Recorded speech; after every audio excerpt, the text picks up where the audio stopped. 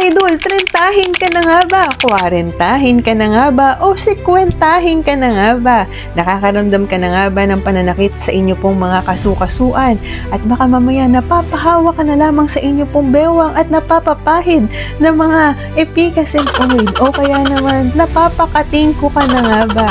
Ano nga bang nangyayari sa ating po katawan? Bakit ang mga kababaihan, kalalakihan, aba idol, malaki po ang changes na nagaganap pag po sila ay tumungtong na ng 30-han. Idol, ano nga bang sikreto para mapanatili mo na ikaw po ay bata pa din? Simulan po natin sa ating pong buto. Ang ating pong buto, idol, kapag po tayo ay nagkakaroon na po ng edad at ikaw po ay pumapasok na po sa edad ng 30, ang ating pong buto, idol, rumurupok po yan, nagiging brittle po yan.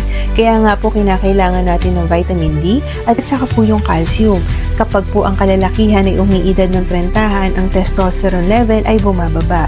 Pag bumaba po yan, idol, dyan na po nagsisimula. Kung dati kang malaman, kung dating may mga muscle ka dyan, nagiging taba na lamang po yan, idol. Nauupod ang inyo pong muscle.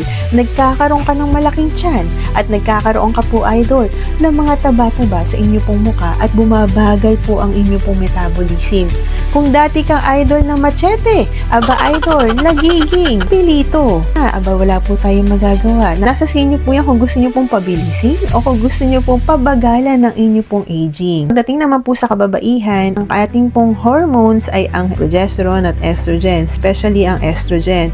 Kapag po tayo ay umiidad na, papanik ng inyo pong 30, 40-han, papunta sa menopause. Aba idol, alam nyo po ba na ang ating pong estrogen level ay bumababa. Kapag bumababa po yan, ang ating pong primary components ng ating pong buto, yan po idol ay meron po tayong high risk para magkaroon ng osteoporosis. Yung pagka-brittle po idol, rumurupok po ang ating pong buto.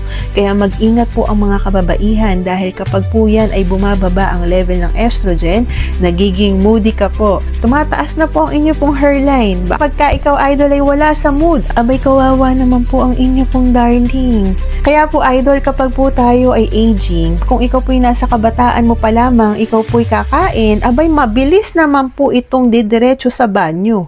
Pero ngayon idol, umaabot na siya ng ilang araw bago ka makapagdumi, bago ka magkaroon ng tubol. Aba, mahirap po yan, Lods. Kung ikaw po ay in denial pa sa inyo pong pag-edad, ating pong skin idol, dating banat na banat, nagkakaroon na po yan idol ng mga guhit-guhit, ang tinatawag nating wrinkles. Pati po ang ating pong buhok, yan po idol, kung dating malago ang buhok mo, aba idol, ikaw po halos makalbo-kalbo na dyan. Minipis na rin po ang inyo pong mga kuko, numinipis na po ang inyo pong buhok hanggang sa naglalagas. Marami pong changes sa ating pong physical, kaya po marami po sa atin, aba, bakit sinasabi, kay tanda-tanda na, abay, batang isip pa ba?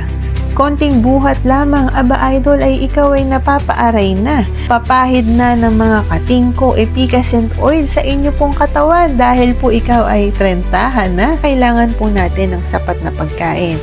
Ang sikreto po dyan idol, kung ikaw ay kumakain ng isang katerba sa inyo pong plato, kalahatiin mo po yan idol.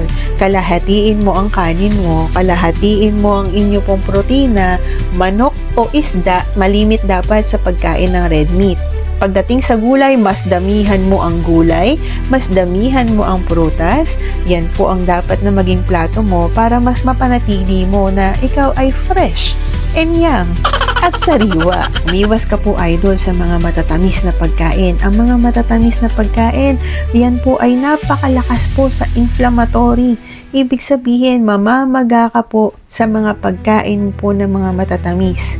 Alam mo po ba idol, sa loob ng 11 minutes kada araw, kung ikaw ay maglalakad, kung ikaw ay mag-exercise, madadagdagan ng inyo pong buhay. Maganda rin po sa inyo pong paghinga. At wala naman pong masama kung ikaw po ay magtitake ng mga vitamins. Maganda po idol na sa mga pagkain mo makukuha mga vitamina na yan.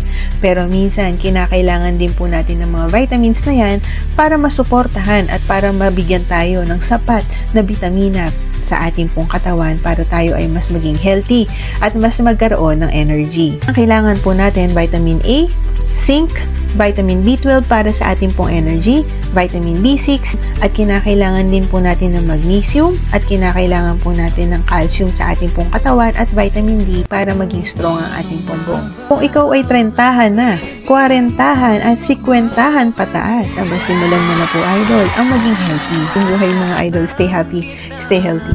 Good vibes only. Magandang buhay po.